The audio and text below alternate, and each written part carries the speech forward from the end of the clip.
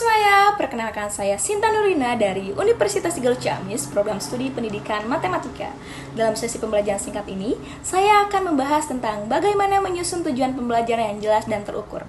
Katakanlah, hari ini saya mengajar materi Sistem Persamaan Linier Dua Variabel atau SPLDP. Sebelum saya memulai menjelaskan konsep atau memberikan soal, hal pertama yang harus saya lakukan adalah menetapkan tujuan pembelajaran. Tanpa tujuan yang terstruktur, proses belajar bisa kehilangan arah. Selanjutnya, apa itu tujuan pembelajaran? Tujuan pembelajaran adalah rumusan kemampuan yang ingin dicapai peserta didik setelah proses belajar selesai. Nah, dengan tujuan yang tepat, guru dapat memfokuskan materi, strategi, dan penilaian secara konsisten.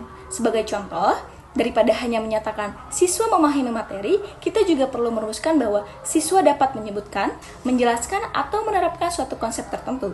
Rumusan ini harus operasional, tidak kabur, dan dapat diamati. Mengapa kita perlu menyusun tujuan pembelajaran? Ada 3 alasan utama. Yang pertama, memberikan arah. Guru tahu apa yang perlu dicapai, dan siswa tahu apa yang sedang dipelajari. Yang kedua, sebagai dasar evaluasi. Penilaian bisa dilakukan secara objektif, karena mengacu pada target yang telah ditentukan. Yang ketiga, menghindari pembelajaran yang terlalu luas atau tidak fokus. Dengan tujuan yang terukur, kita menghindari penyampaian materi yang tidak relevan.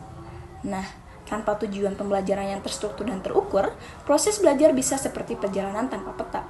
Selanjutnya yang terakhir ada bagaimana cara menyusun tujuan pembelajaran yang jelas dan terukur. Di sini saya menggunakan prinsip SMART. Yang pertama, spesifik. Tujuan harus jelas dan spesifik.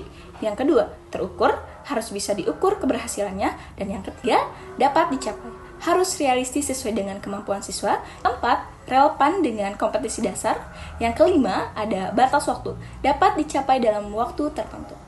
Nah, tujuan pembelajaran bukan hanya sekedar formalitas administrasi, tapi sebagai fondasi utama proses belajar yang bermakna.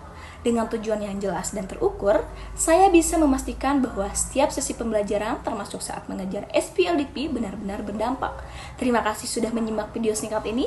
Saya ucapkan terima kasih. Wabillahi taufiq wal hidayah. Wassalamualaikum warahmatullahi wabarakatuh.